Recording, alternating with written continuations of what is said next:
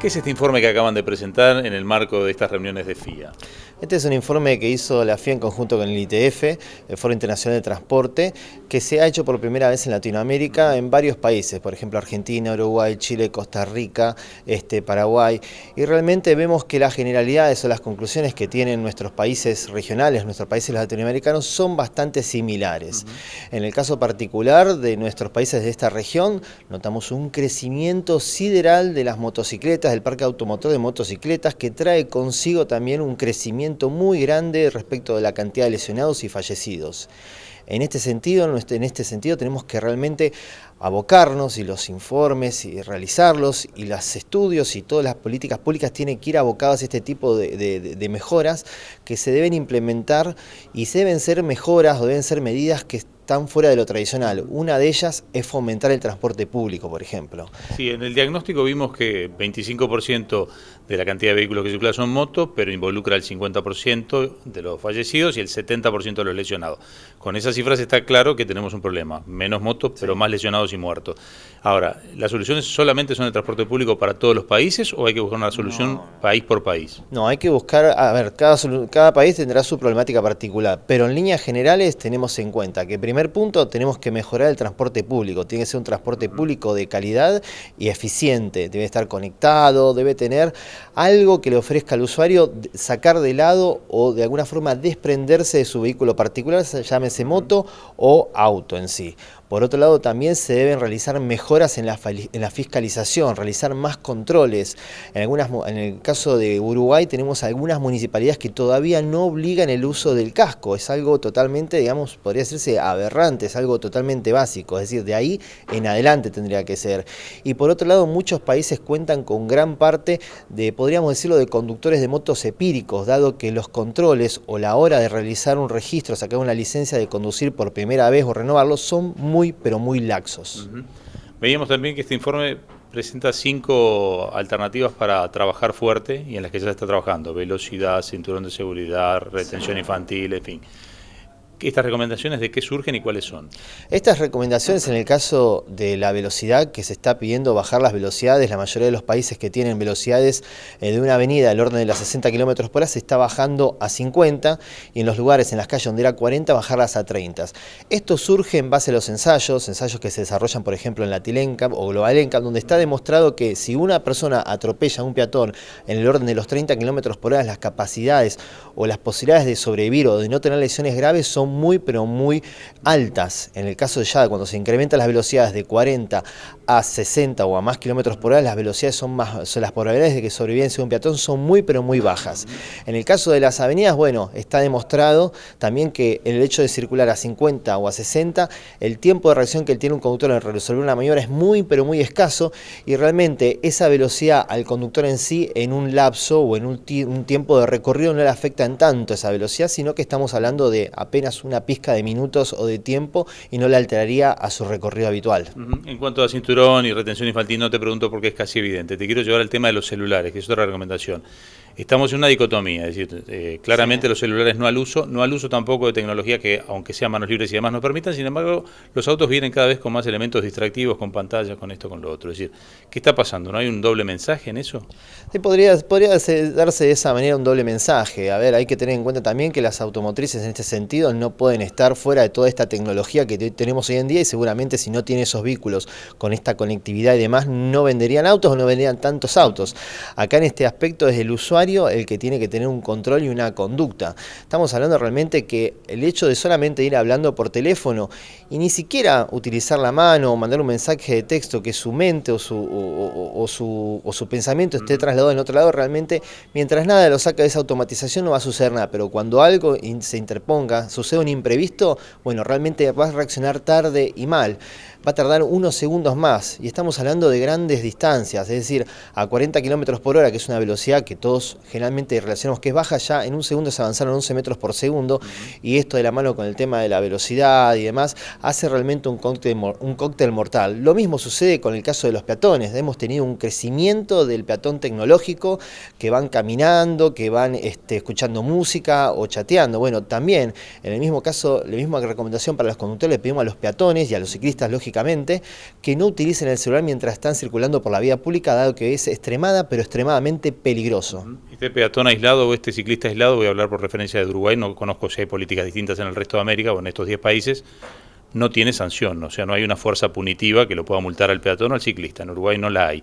De hecho, se ha demostrado incluso en Montevideo con el Centro de Gestión de Movilidad que controla más, tampoco ha podido controlar bicicletas y mucho menos peatones. ¿En algún lado se controla? ¿Hay sanción? ¿Hay elemento punitivo para el peatón y el ciclista o es una utopía? Es simplemente pedirle que no lo haga. En realidad, tanto el ciclista como el peatón es un elemento más o es un agente más del tránsito, debe respetar las normas de conducción, las normas de tránsito. Sí, no dije lo contrario, eso está claro. Sí. Puede, y realmente se pueden hacer multas respecto a la circulación de peatones o de ciclistas. De hecho, la bicicleta, a lo que la gente cree comúnmente, no es tracción a sangre, es un vehículo más, entonces debería de obedecer las leyes de tránsito como un auto, como un bus o como una moto.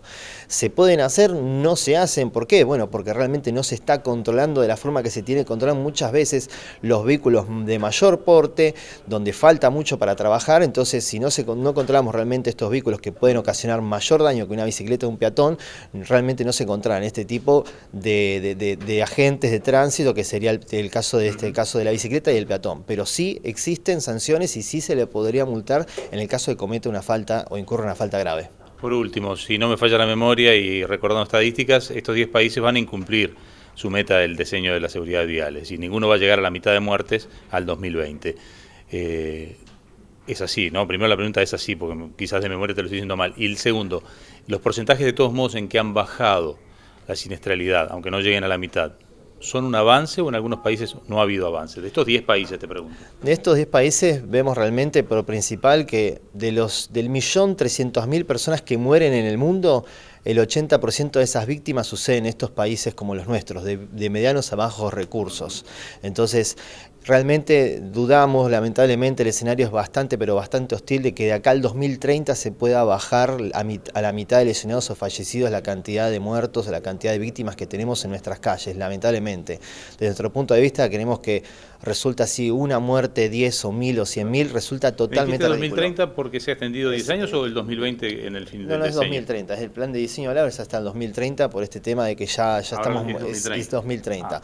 Pero siguen siendo las mismas políticas, se tienen que seguir atacando estos 5 elementos que hablamos hoy, que bueno, la velocidad, celular, uso del cinturón de seguridad, alcohol y el casco. Esos son los 5 elementos a los cuales los organismos, las instituciones deben hacer hincapié para bajar al mediano plazo la cantidad de siniestros. No te pregunté por el alcohol porque Uruguay tiene tasa cero. De estos países somos el más estricto.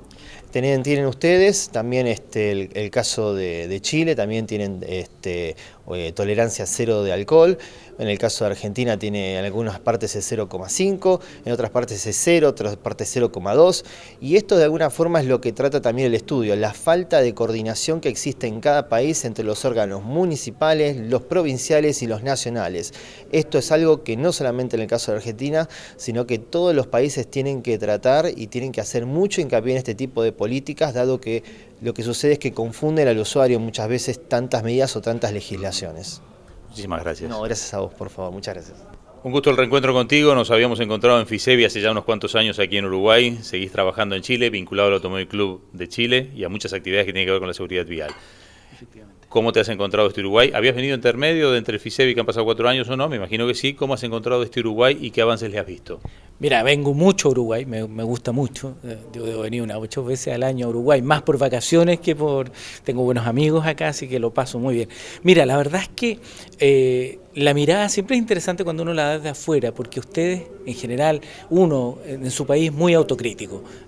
La verdad es que nosotros hemos visto avances bastante significativos. Yo participé en este estudio que estamos comentando de estos 10 países como representante de la FIA, y la verdad es que Uruguay era uno de los países que iba bien, ¿eh? Uh-huh. Ahora, recordemos que en promedio somos todos iguales, no hay ni mejores ni peores. Y en el caso particular de Chile, que parecía que iba a ser el alumno modelo, el que anda bien peinado, con el uniforme bien puesto, al aplicarnos la prueba, quedamos igual que todos. Vamos punto por punto. En el tema alcohol, por ejemplo, ¿cómo está Chile?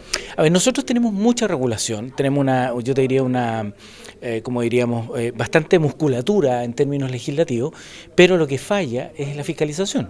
O sea, leyes rígidas de control flexible como en Uruguay. Así es, como casi toda Latinoamérica. Entonces, por ejemplo, tenemos una muy completa ley, pero sin embargo, ha bajado la fiscalización y ha aumentado, evidentemente, la accidentabilidad y la tendencia a decir que es muy peligroso en nuestro país. No, ya no están vigilando, ya no controlan. Quiere decir que ha llegado más o menos al mismo panorama que acá, que son controles post-siniestro.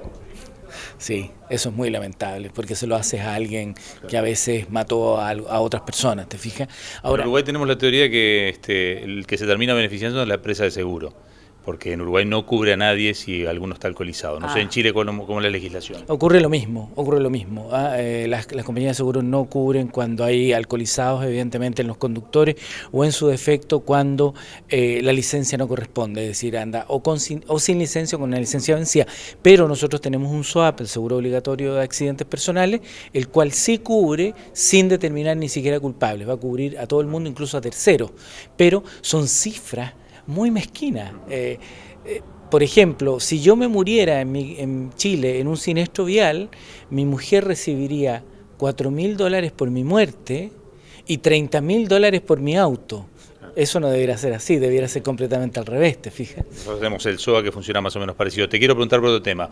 Uno debería creer que en Chile el tema cinturón de seguridad está superado, hay un acatamiento total. ¿Qué pasa en realidad? La verdad es que en la figura uno dice sí, pero no es así. El 70% de los conductores utiliza el cinturón de seguridad siempre, el 40% de los acompañantes y solamente el 10% de los asientos traseros. Por lo tanto, nos queda un trabajo mucho más largo, porque sensibilizar a los que van atrás es mucho más difícil de lo que se hacía con el que iba conduciendo, porque a él se le pasa la infracción, ¿te fijas?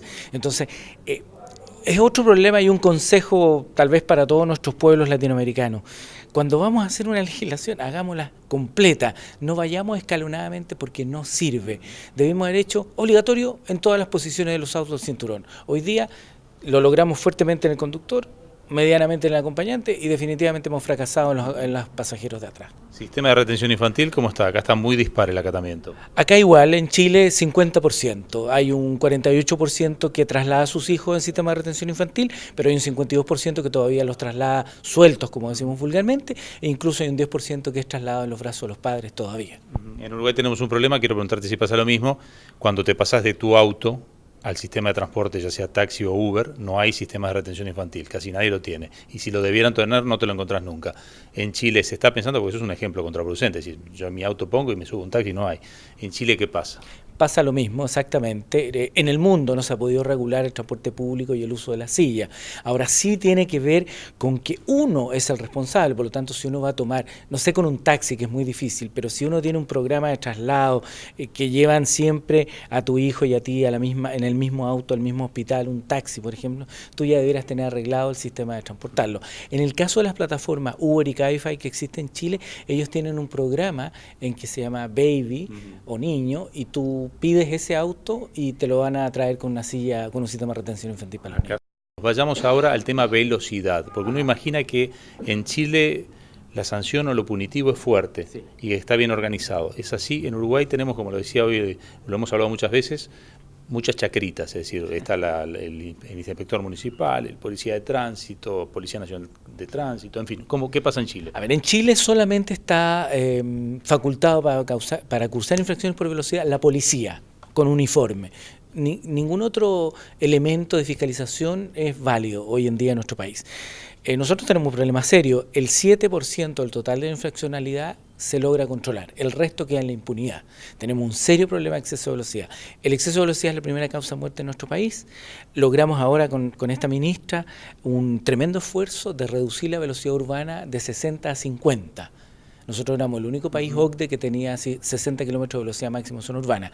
Ahora lo que queda es el gran desafío, volver a fiscalizarlos, porque con un 7% de fiscalización la sensación de impunidad es permanente, ¿te fijas? Así que estamos al debe también con el exceso de velocidad. Y con los celulares, una tecnología creciente, incluso cada vez más instalada en el mismo auto, ¿qué está pasando?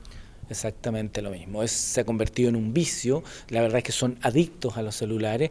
Nosotros el año 2012, 2013 medíamos solamente en nuestro departamento de investigación el tipo que usaba un teléfono celular sin manos libres, y era como del orden del 56% que manejaba y hablaba por teléfono.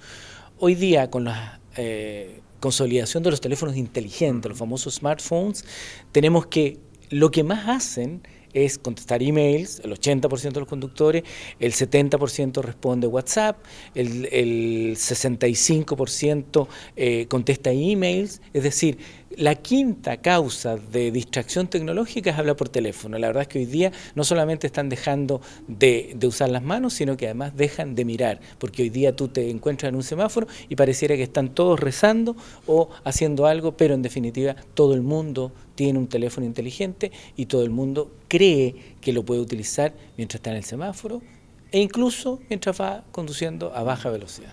Santiago de Chile tiene unos problemas de contaminación brutales, es decir, allí hay una clara razón por la cual usar autos eléctricos.